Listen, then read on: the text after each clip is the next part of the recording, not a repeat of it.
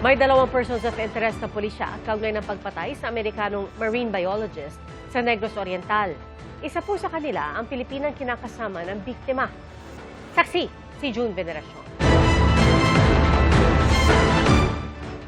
Walang bakas ng umano'y panggagahasa. Yan ang lumabas sa pagsusuri na ginawa sa Pilipinang live-in partner ng pinatay na American marine biologist na si Ken Carpenter sa kanilang bahay sa Sibulan, Negros Oriental. We already subjected her to for vaginal swab. Negative po, negative. Taliwas yan sa pahayag ng 34 anyos na babae na itinali at ginahasa umano siya ng mga sospek nang pasukin ng kanilang bahay at barilin sa ulo ang 73 anyos na biktima noong linggo ng gabi. Sa ngayon, isa siya sa 2 itunuturing na persons of interest o POI ng pulisya sa krimen. Siyempre tinitignan din natin, why would you leave a witness? That's unusual actually. She was left relatively unharmed, ay siyempre it will pose some questions to the mind of the investigators. Hindi po natin masabi po na siya ay involved po. Basta po sa ngayon po, since she was left alive, probably po baka kilala or kilala siya ng mga suspects. So we are considering those angles po. Ang isa pang POI, ang kapatid ng babaeng kinakasama ng biktima na madalas daw nagpupunta sa bahay ng American National.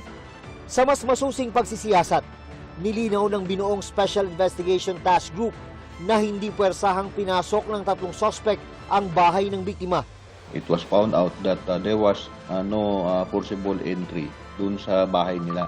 But there is a part there na pwede pong maakyat. It is accessible na po dun sa loob hanggang dun sa crime scene po.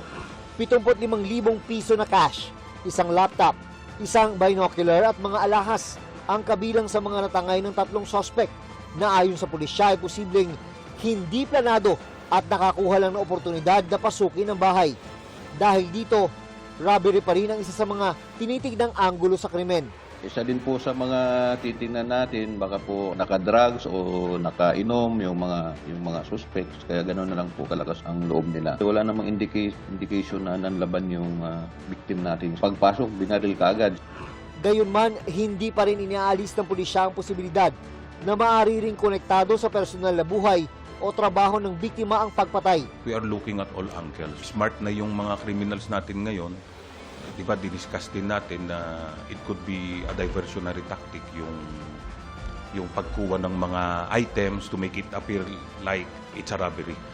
Si Carpenter ang isa sa mga nagbigay ng testimonya sa maparirang fishing activities ng China sa West Philippine Sea, kung saan naipanalo ng Pilipinas ang kaso laban sa China sa International Tribunal noong 2016. Kaya ayon kay maritime law expert Jay Batumbakal, nakabibigla na nangyari ang pagpatay kay Carpenter sa mismong ika-10 anibersaryo ng Arbitral Award noong linggo. Ipinagluluksari ng mga kasama ni Carpenter sa Marine Science Community gaya ng UP Marine Science Institute ang kanyang pagkawala. Kabilang nila si Carpenter sa tumukoy sa Verde Island Passage bilang Center of Marine Biodiversity sa buong mundo. At isinusulong din niya bilang National Protected Area and a UNESCO World Heritage Site. Nakipag-ugnayan na ang mga otoridad sa US Embassy at naipagbigay alam na rin sa pamilya ng biktima sa Amerika ang insidente. Ako si June Veneracion, ang inyong saksi.